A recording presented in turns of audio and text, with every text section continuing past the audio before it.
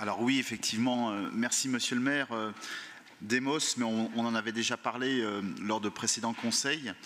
Peut-être ce qui est important sur cette délibération, c'est de préciser que malgré les contraintes budgétaires de plus en plus fortes, la ville de Lyon s'est engagée à travers l'auditorium à mettre en place un troisième groupe d'enfants qui bénéficiera en fait de ce dispositif pour les 3 prochaines années, alors que sur les 3 années précédentes, il n'y avait que 2 groupes qui étaient mobilisés.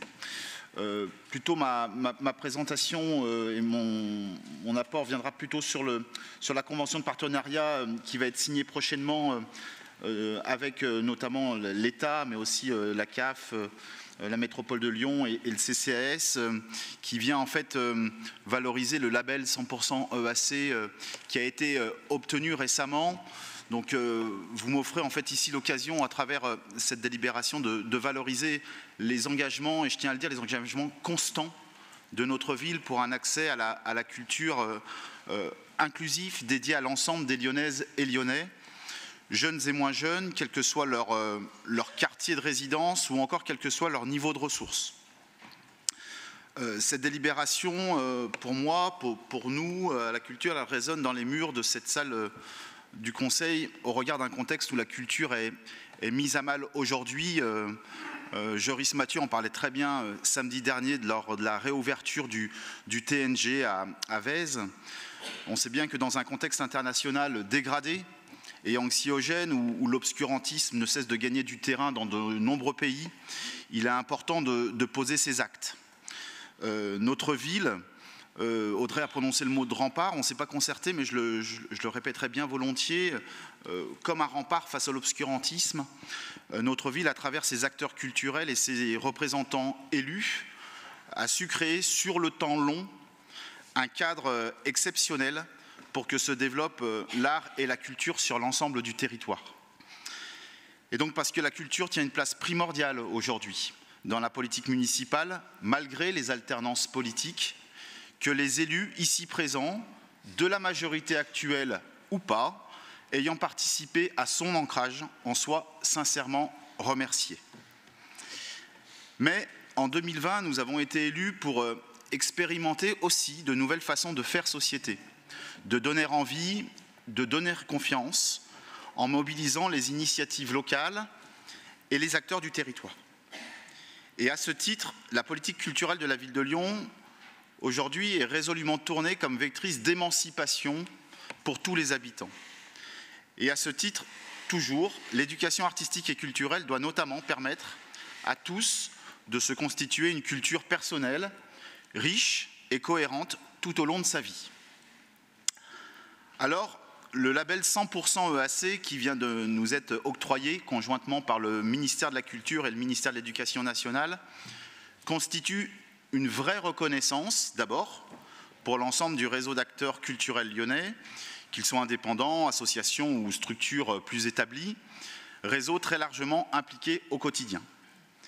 Mais c'est aussi une reconnaissance du travail mené, comme je viens de le dire, par les différents exécutifs, mais surtout l'impulsion supplémentaire donnée lors de son mandat par Nathalie Perrin-Gilbert, que vous en soyez, Nathalie, ici remerciée.